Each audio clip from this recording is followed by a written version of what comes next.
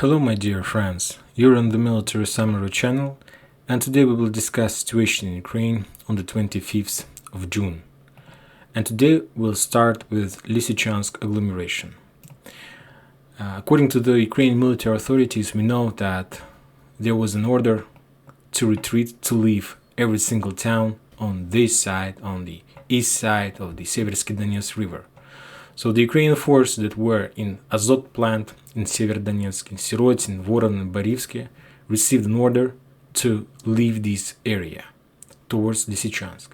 If we take a look at the Russian sources map, you're going to see that there is a Russian flag above every single town in this area.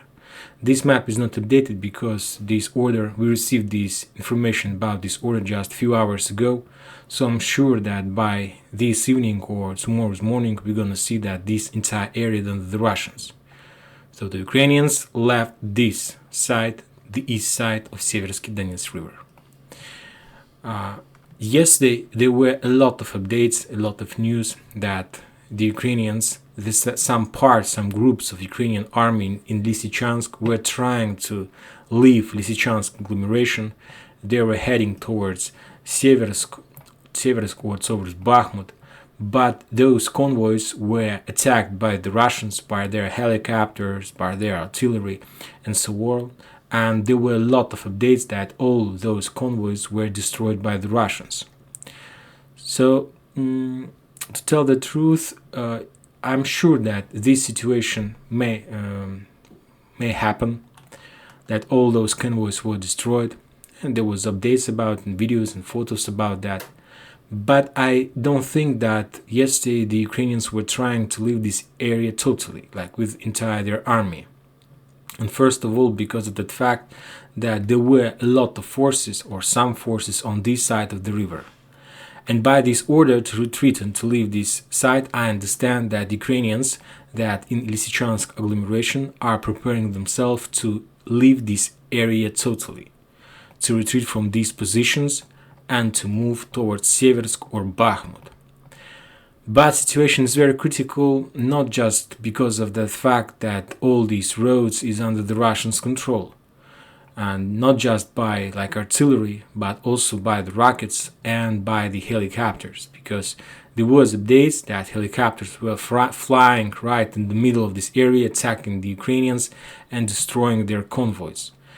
And we know that there are around 8,000 soldiers and around 700 vehicles, like tanks and armored vehicles and so on, in Lysychansk agglomeration. And the question is what the Ukrainians are planning to do. How are they going to solve this puzzle? How to escape this area without losses, and so on. Furthermore, there is some updates from the Russian sources that they're pushing from the south, and as you can see, this gray line show us the gray zone, the area where the heaviest clashes are. And if we take a look at the Russian sources map, we see that Vyavcharovka is not under the Russian control, that there is no even battle in this area, like just the south of this village, from this side is under the Russians. We see that there is sign of combat right in front of this village, but I can't say, and as I see according to this map, there is no 100% confirmation that Vyavcharovka is under the Russians. Though there was a lot of updates and a lot of report that the Russians are clearing this area and so on. So for now, let's say that this entire Vyavcharovka is in the gray zone. Furthermore, the Russians report that they started their offensive operation towards this plant, this small plant, and you see that they're like an icon, they're like a border that the Russians are controlling, and they reported they're doing clearing operation of this plant. I'm not sure if it's possible to call this operation clearing.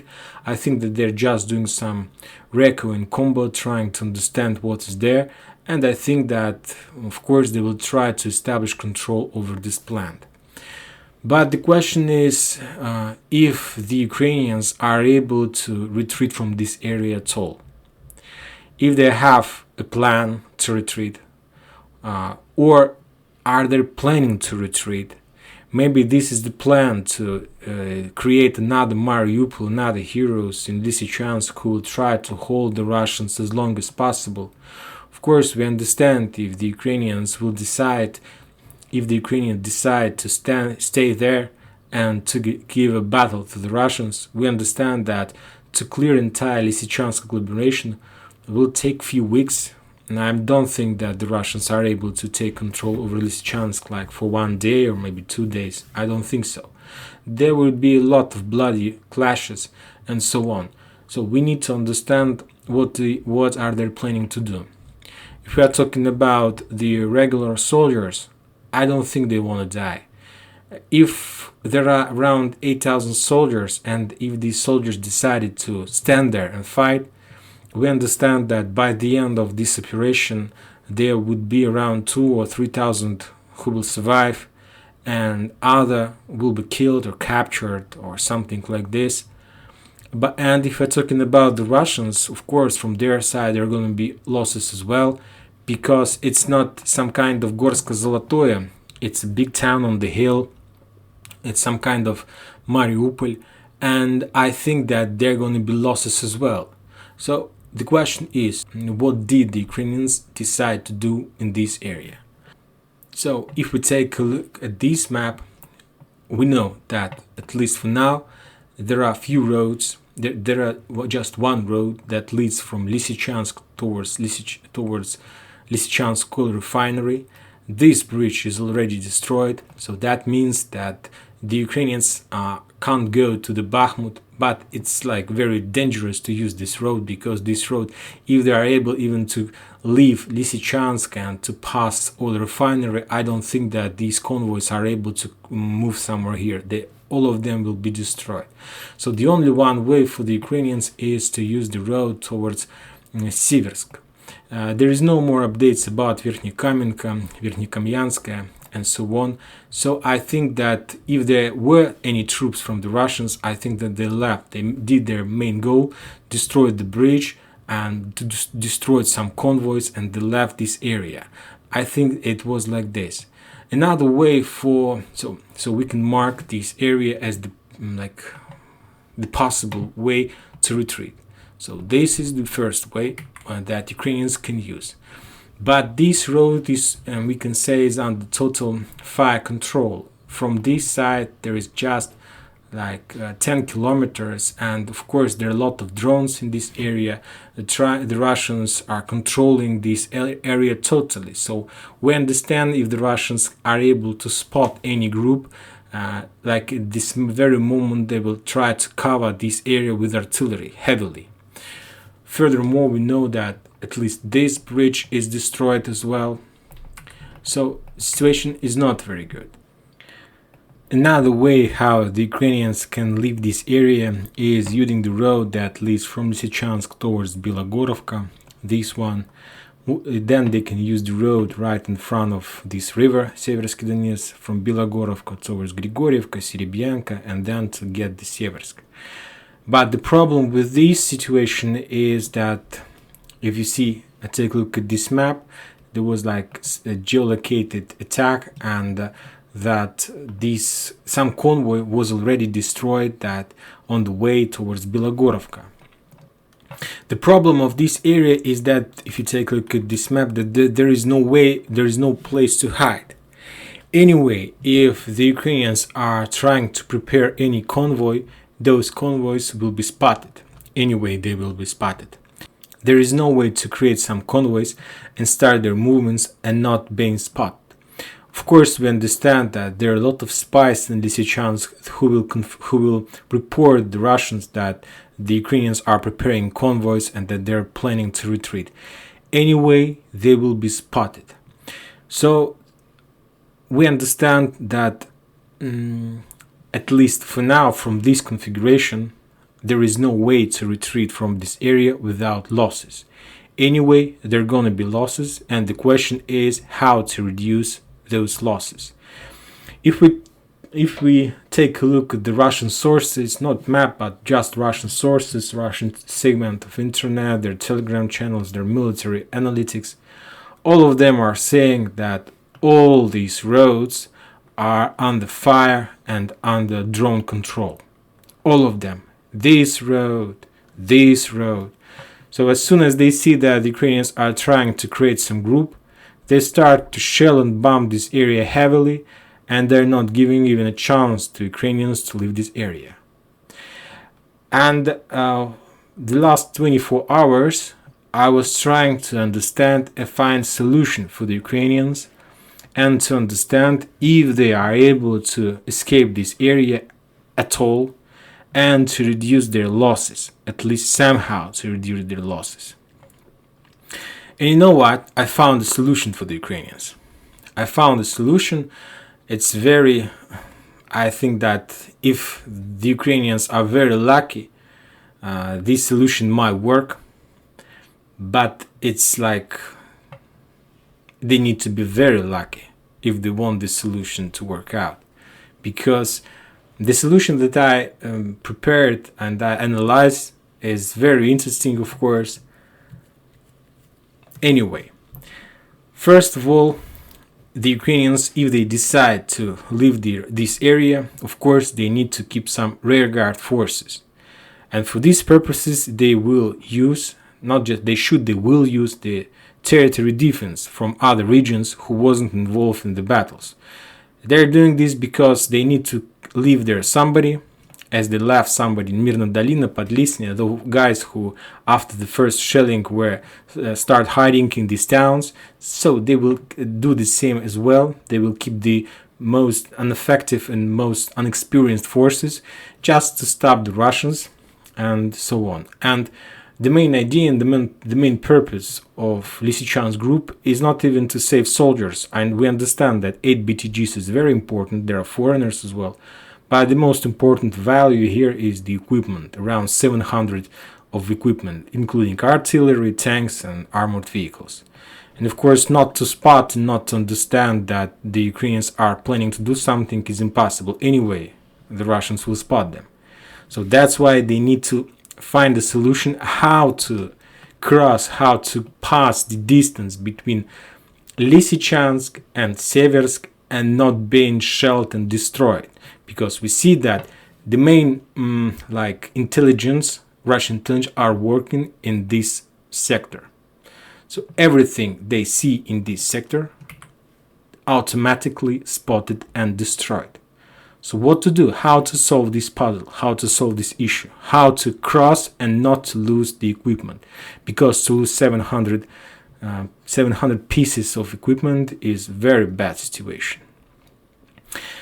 So I start analyzing and start trying to understand how can they do this. And first of all, of course, I try to understand where the most Russian forces are. And of course, the biggest forces, the Russian forces located on the line from Rubizhnoye towards, this is the first area where a lot of Russians. So of course, Severodonetsk, Borivsk, Voron, a lot of forces, they're pushing from this side. A lot of forces are in this side because they're pushing the Ukrainians and so on. And the only place where we haven't received any reports about some Russian activity is the north one part. The area between Yampol and Kremenaya, this one. I haven't heard and received any reports from the Russians. We discussed many times that it's the best time for the Russians to cross this river and try to establish control over this bulk. And that's why with this they will be able to cut the Ukrainians entirely from big land. But they are not doing this and for a very long time. And my question is why they're not doing this. Furthermore, there is no report from the Ukrainian side that there is some activity. So I understand that I came to conclusion that there are no forces, Russian forces at all. Of course, there is some forces in Kremenaya. Of course, there is some forces in Yampol. I'm sure that there are some forces even in this forest, but I don't think that there is thousands of Russians, just blog posts and so on. So I understand that the Russians control this square, because this is the main roads and the main place where they can spot and then to attack the Ukrainians' convoys.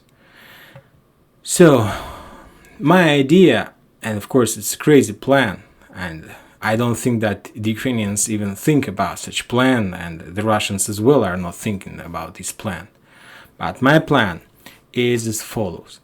The Ukrainians should send some convoys using this road towards Seversk. It should be like empty trucks, maybe even some tanks, artillery. And of course, another convoy they should prepare and to send the convoy using the road through Bilogorovka, Grigorievka, Serebryanka. Of course, the Ukrainians should do this operation at night. There is no other way how to do this. And of course, the Russians will destroy this convoy, and it's obviously. There would be losses, but as I repeat myself, there's going to be an empty one. And the case for the Ukrainians using Novodruzhsk, Privilye, Shipilovka, this area, the Ukrainians need somehow to cross Seversky Donets River, somewhere here. For example, you see that you see these like lines. This one, if you take a look at this map, you're gonna see this better. You see this small road, it's a power lines. And you see that there is like a very big road, power line road, from Shipilovka towards the north of Dronovka, Seversk. And this is the perfect place where the Ukrainians can cross this area and with everything they have and came out somewhere here near Dronovka and Seversk. So it's a crazy plan, of course. For these purposes, they will have to enter the Russian territory. But I'll repeat myself, I'm not sure that there are a lot of forces, and the Russians are not expecting this crazy plan from the Ukrainians. So, as you can see, there is a lot of power lines, and we know that the Russians have already used these power lines trying to cross the area somewhere here. And I understand that the Russians weren't mining this area because they were planning to cross this area, so that's why I think that this area might be pretty useful for the Ukrainians. Of course, it sounds like a crazy plan, but in this case, the Ukrainians can use these small local roads, and by the cover of this forest, of these power lines, they are able to cross very fast. There is not very big distance. If we try to calculate the area between this line, how long is this line? We can say that this distance is just 30 kilometers.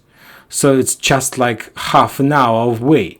So for like a half an hour, and the Ukrainians are able to cross the entire forest and came out right near Seversk. I understand this is a very crazy plan, but as I see, this is the only solution because this is the only place where the Russians are not expecting them. They're controlling this area, and they expect the Ukrainians are trying to cross this area from this side. So we'll see and we'll follow this situation if the Ukrainians are able to find out this solution and to use this road to cross and to evacuate their forces from Sever-Lysychansk agglomeration towards Seversk. We're going to follow this and we're going to see this. It's very interesting, and I'm sure that in a day or two we're going to see everything about this. Because if the Russians, for example, are able to push Vyavcharovka totally and to establish control over Lysychansk oil refinery, that means that from that moment the Ukrainians won't be able to escape this area totally. And that's it for today. Military Summary channel condemns any violence in Ukraine. Thank you for watching. Subscribe to my channel, put your likes, and enjoy your weekend. Bye bye.